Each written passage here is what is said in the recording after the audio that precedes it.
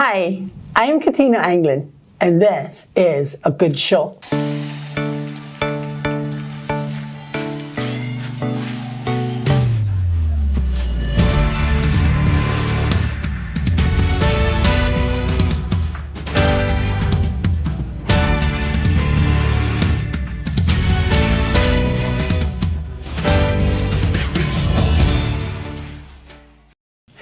Stay tuned for this episode of A Good Show immediately following this announcement.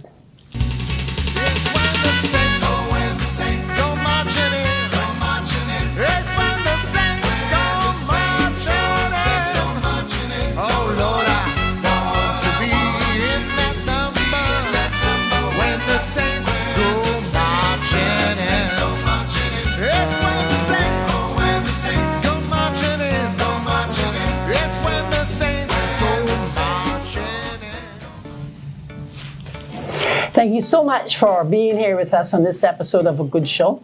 And as a guest on our show today, we have none other but Mr. Phillip Jackson, who is now the Senior Vice President of Human Resources at the Cayman National Bank.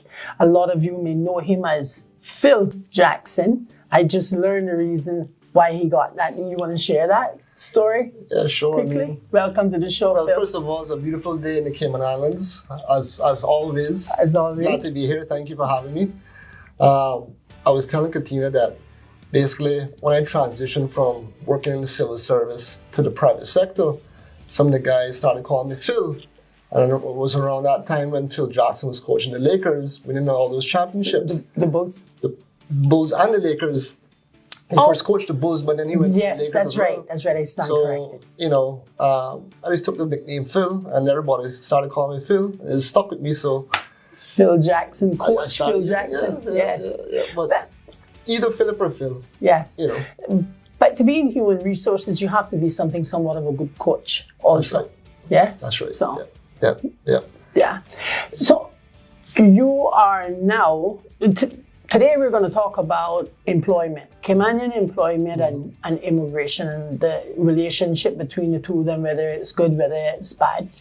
You are now the Senior Vice President for Cayman National Bank, but that's not where you started. Tell us a little bit about yourself. Sure.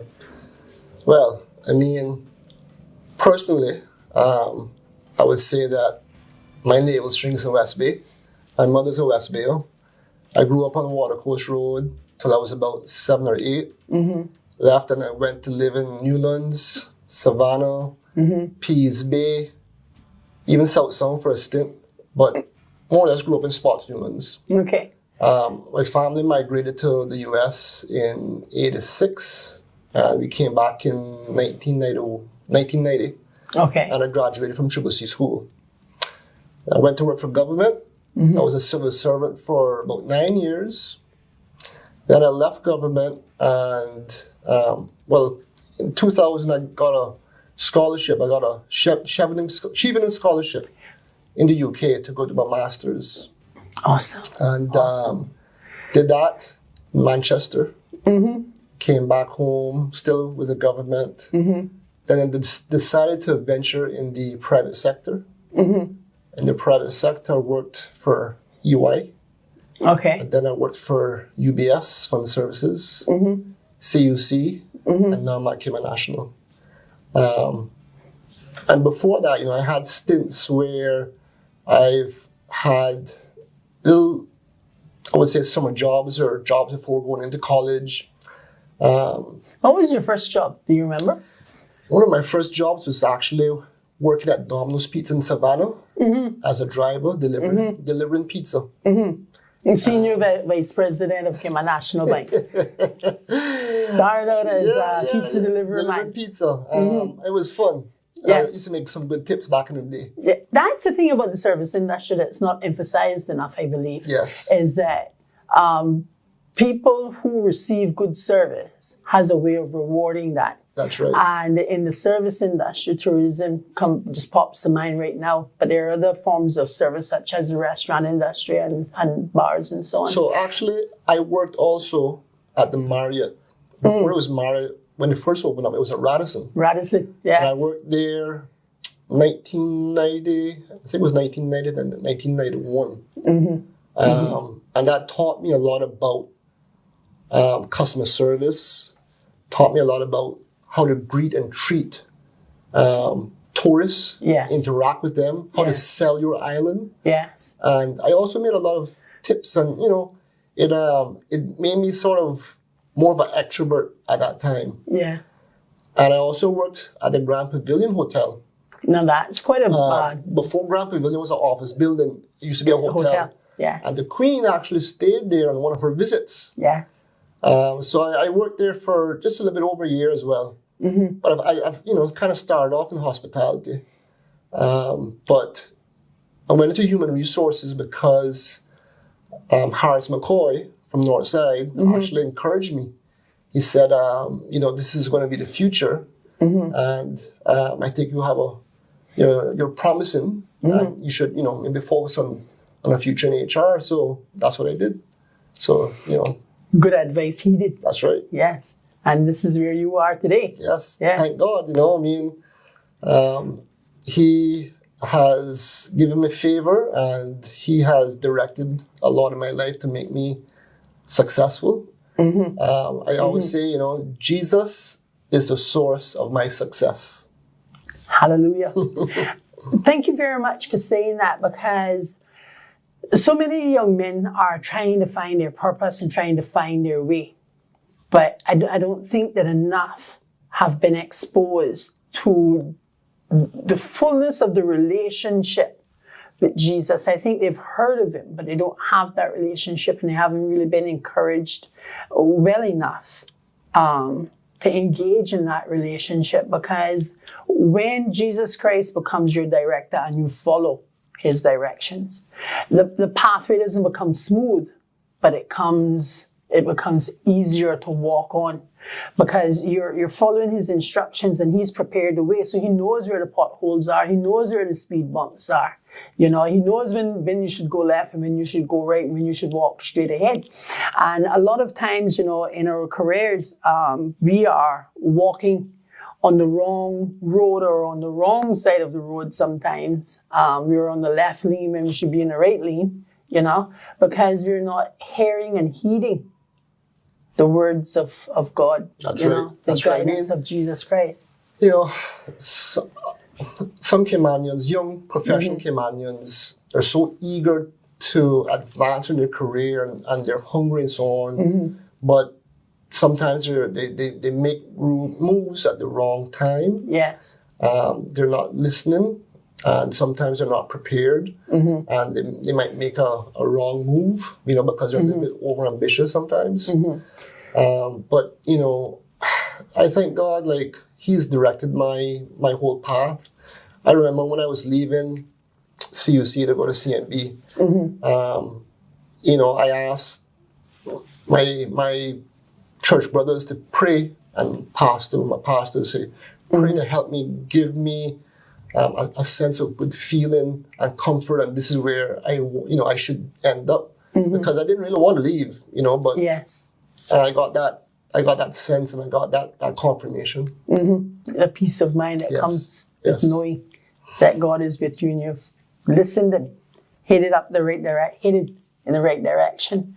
So what are some of the challenges that you see for Caymanians in employment today? Yes, well, there's lots of challenges. One is that, even if you come back, say, with a degree in certain fields, it can be quite challenging for you to obtain employment. Even, let's say, culinary arts. I've read where, people come back and they can't find a job in a hotel or in a restaurant or so on because they don't have the experience, There's also the challenge of, if you're already employed and you're working just as hard as the person next to you, but you have a family and so on, you have other outside challenges, and you're wanting to advance your career, but the person who's making the decision to promote perhaps is not Caymanian and has a closer relationship with that non-Caymanian who's on a work permit. Sometimes they get promoted over that non-Caymanian because the non-Caymanian doesn't socialize or go out or, have that close connection, that close relationship with that manager. So the personal relationship is overtaking the professional qualifications, experience, and it does happen. Yes, regardless of what it says. Yes, and that's simply because the Caymanian is paying attention to his other responsibilities and trying to keep his family together, be dad at the table, yes, working soccer and being mom, being a nurturer, and just holding the family together and volunteering in the community and all that. Especially women. Women. I take my hat off to women, especially Caymanian women, because they have to juggle family, career, everything, right? So it is hard. It's difficult. And then women have this ability to pick up on everybody's emotions. I swear, we are the emotional thermostat in the room, And in families where there is more than one child, it's usually mom who knows what's going to happen, which child's feelings, yes, and which one prefers to have this for dinner, and who likes to play this game, and so on. And somehow or another, she just manages to change all these hats all the time and just be able to meet the needs of everybody. And I thank you very much for acknowledging the role and the issues that women face just in being a woman, because one of the things that a lot of people don't think about enough is, women have a monthly cycle and they also have something called menopause eventually. And this monthly cycle creates certain hormonal imbalances and so on. Not only she's got to deal with everybody else, she's also got to deal with her, and it can be difficult. And a lot of men in the room, they're like, oh, I don't know, is she acting like that? No, I understand why you don't know why she's acting like that. But I think women in this country have come a long way in employment. And we've come a long way because there are men like yourself who recognize how valuable that women are and saying, hats off to women, how can I help?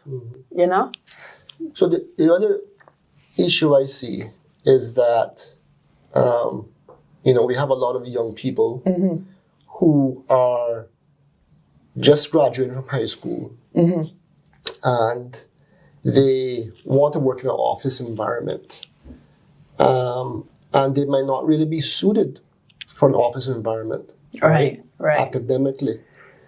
And we are losing sort of people who could play a part in the technical vocational careers. I'm talking about mechanics, technicians, plumbers, anything that works with your hands, right? Right. And I think that we need to ensure that those fields, those professions are attractive enough that we have Caymanians that are interested and start to go into that field. It would be great if there was somehow a law or a rule that every Caymanian, before they graduate high school, had to spend either 3 months or 6 months working in the hospitality field, or they're joining the cadets. Cadets. Yes. And through the cadets, they learn a technical profession, whether that's carpentry, plumbing, electrician, mechanics, whatever. But that's an avenue, right? So expand the cadets, right? So that once you finish, your term as a cadet, right? Maybe it's after you finish high school, immediately after, because almost in every country, most countries, you have to do this military service. Yes. Right? Yes. And in the military, you actually pick up a lot of skills. Yes. Right? Yes. So we don't have a military here, but you can use either the cadets or the regiment, one of those things, to Coast Guard. to teach our young people a technical skill that they can live with the basics at least for the rest of their life. Right. Right. I think I remember when I was going to high school and, we were told straight from the teacher's desk that, you had to be a doctor or a lawyer, an accountant, or at the least a bank teller. So what that did was that disenfranchised a lot of young Caymanians from their skill, because suddenly nobody wanted to be a dirty mechanic. Yes. Suddenly you weren't any good if you were a carpenter, laying blocks as a master mason. All of a sudden was dirty work, and you weren't supposed to engage in that. And there was this type of sentiment that, well, if you were in the service industry, like waitress or waiter, bartender, you were a servant, and as a Caymanian, you were above all that, so you need to be in the high-rise buildings. So if you didn't qualify to be in the high-rise buildings, well, then you ended up under the tamarind tree smoking ganja and drinking beer, But the truth of the matter is that, boy, we'd be in a lot of mess without a plumber. Well, Katina, my father was a mechanic. Yes. And he said to me at a very young age, he says, no matter what you do in life, you can be a garbage truck driver, politician, whatever. Make sure that you're the best at it. Yes. Be the best at it. Yes. So my father was a mechanic, and he made a good, honest, decent living. My grandfather, my mother's father, was a carpenter, Mr. Martin, one of the best carpenters right in the West Bay. On the other side, my father's father was a doctor. And, he preached about education, making sure that, you get educated as best as you can, right? Yeah. So I had it from both sides, the technical as well as the academic, right?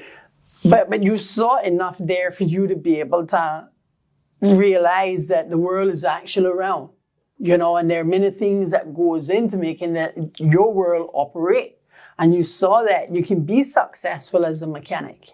You can be successful as a doctor. And so then who do you want to be? And I think that there just needs to be, some public education handed down from the Department of Education itself, from the Ministry of Education, about, these positions need to be glorified. Your plumber, I tell you, we'd be in a real mess without a plumber, and you'd never get your house without a carpenter. But before that, I think it comes down to the family and the parents. Yes. Saying to their kids, look, whatever you want to be, I will support you, right? 100%, but you must be dedicated. Right. You must be committed. Yes. Right? And you must be honest. Be the best at that, whatever it is that you decide to, Yes. I think we need to tell young people that they need to choose a career over a job. Right. Right? Yes. A career you can have for a lifetime, whereas a job, you just might have that job for a season and then jump from job to job. You know what I mean? Right. But if you have a career in nursing, start off as a practical nurse, registered nurse, supervisor, a chief nursing officer. Yes. There's a career path. Right? Right. So I think we need to focus on encouraging young people to have careers rather than just going into a job. Yes. So, from what you said so far, employability, the ability for one to be employed, and this could even be self-employed. I think we need to take a look at entrepreneurship in a little bit too, right? But it's still about employability. It really starts in the home with having the right encouragement, supporting network at home, and then in the school having access to the tools that you need. And for some people that's academic, for other people that's vocational, right? And then there's also yourself knowing, well, I want to be this in my life. This is where I want to go. But what about the people who are uncertain?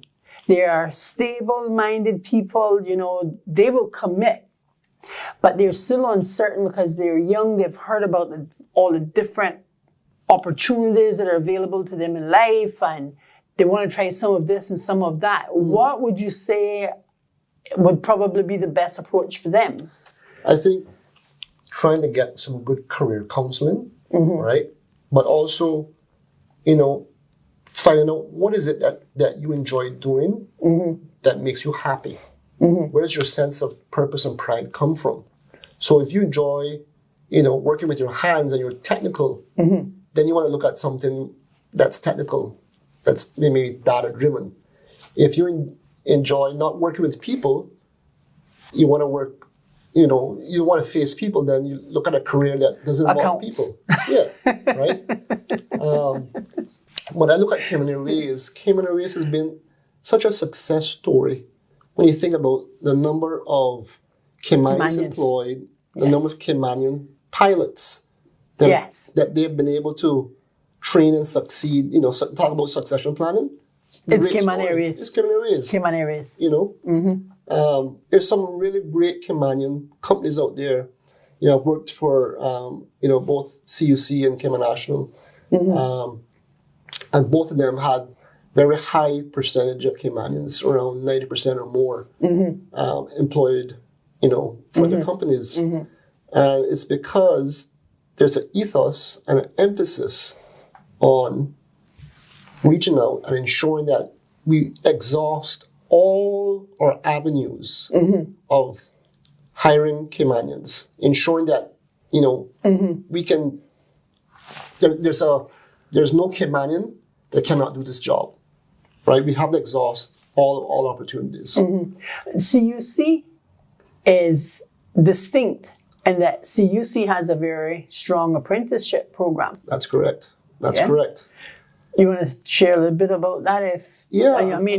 Perhaps it's just a model that other companies can adopt. So, one of the toughest, most hazardous jobs in Cayman is a power lineman, right? Working on the lines. Yes. And they bring people in, no experience, as an apprentice. And they will train them and even send them off, right, to get, basic training, basic certification. So they also, I think, have what is called an NCCR in-house program, technical training, right? But they have apprentices for all their different areas, systems operations, mechanics, right? Lines, power linemen, all the various areas. So they have a very good sort of training program. Yeah, so you can come in knowing absolutely nothing. And you can actually, CUC is one of those companies where you can actually build a career. That's right. Yes. That's right. And they while I was there, they sponsored staff to go away to Canada, wherever, to get their 2-year diploma or apprentice training, or they even sent someone to one of their sister companies in Tucson, Arizona for a whole year. Yeah. Right? And that was just fantastic, But that's a company that really cares about developing its own people. Right. So I guess if government itself wanted to have somewhat of a framework for Caymanian employment, they could go to CUC and say, please. Show me the blueprint. Show me the blueprint. But speaking of the government, right? The government did a white paper earlier this year, and there were some proposed changes to the Immigration Transition Act. Yes. What are your thoughts on that? Well, I'm just thankful that an election was right around the corner and that didn't go anywhere. Because there were some proposals in there that didn't really sit well. Increasing the number of years with term limits. And other things in there that I think, ultimately probably would not have benefited the average Caymanian. Right. Right? Right. It's sort of shifting the goalposts. This new government, I think, has taken some very decisive and bold decisions and acted rather quickly. But from what I've seen, these are all very positive proposals. From the new government. From the new government. From the new government. Yes. So, one of the things that the new government has done is the cap, I call it, on the employment with the Cayman Islands government for expatriate workers. Yes. Now, I'm not sure that it's going to have the type of effect that it's intended to have or should be intended to have. If the term limits, if this new policy only begins to take effect in January of next year and then your term limit begins versus January 2026, I mean, there's the civil service is 30% staffed by expatriates. And if you're saying 1st of January 2026, I'm going to start a term limit on you, and at the end of that term limit, you'll have to go. Well, the fact of the matter is that, like Mr. Nick Joseph said, you're giving them 9.5 years notice. Who gets 9.5 years notice on their termination? But I think you have to give people some sort of notice. I don't think you can come in and say this is going to start the next day. Right on. Right. So I think anytime you change a law or a policy, there has to be some sort of notice given that is what's the word I'm looking for? But it's fair. It's fair. Yeah, it's right? due notice. It's due right? notice, yes. Okay, and you're also dealing with people's lives where people have, they participate in rental contracts, they have vehicles, they have banking accounts, they have friends and stuff that they need to start wrapping up their affairs. I don't think 9.5 years is necessary though. Notice. I think even if it was something that at the end of their current contracts, and for those who have contracts that are ending in less than a year, to say, in a year, your contract is going to come to an end and we're not looking at renewing it. But what you need to do is you need to try to find somebody to help us find somebody to replace you. We'll find a person, you'll train them, And that also has to be done on a case-by-case basis because there are some areas where Caymanians are not technically trained for, So I think there has to be an assessment also done of that because there are some areas where regardless of how much we may kick and scream, we just won't be able to staff with Caymanians because we don't have Caymanians trained for those. Well, yes, I think, changing the law so that it's equal footing. What applies in the private sector also applies in the civil service, but they've actually, some of their proposals are even more stricter or a little bit more tough than the private sector because they're saying 2 years, you must leave 2 years before you can come back, right? Right. But it's not all about introducing this so that we can just replace the role with a Caymanian. No, what is doing it saying, look, what applies in the private sector also applies in the civil service, and there has to be a pathway to citizenship. So you just can't come in to the civil service and remain there forever, right? You either apply for, permanent residency, and you have the points and the eligibility to gain permanent residency, so that you can remain here. If not, then you have to leave the island, you have to leave this country. Right. The issue I have is that everyone who comes here and enjoys the good living, the lifestyle, the peace, the serenity, realizes, I don't want to leave here. This is the Cayman Islands. This is the milk and honey. Yes. Right? Yes. And, I can't go to the United States or to any country and just say, I want to stay there forever. Right. In fact, I have a co-worker. His sister-in-law, who is from Brazil, is married to someone who's married to a Norwegian, living in Norway. Been married for a couple of years now, but has not fully acquired Norwegian papers. So every 2 years, until her Norwegian citizenship is approved, she needs to leave the country, I think, for 3 months or something like that, and then come back. I found that really incredible that, you know, that's possible. But every country has their own sort of immigration laws and rules, and you know, to ensure that, look, who's going to benefit from our country has to be our citizens, our people, right?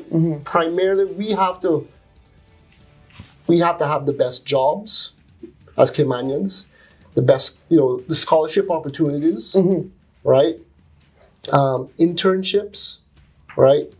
Positions on boards. We have to ensure that, hey, look, it is up to us as a people that we put our people in a position to succeed. How about we take a break here, Phil, and then we continue this conversation on the next episode of A Good Show. Looking forward to it. Thank you.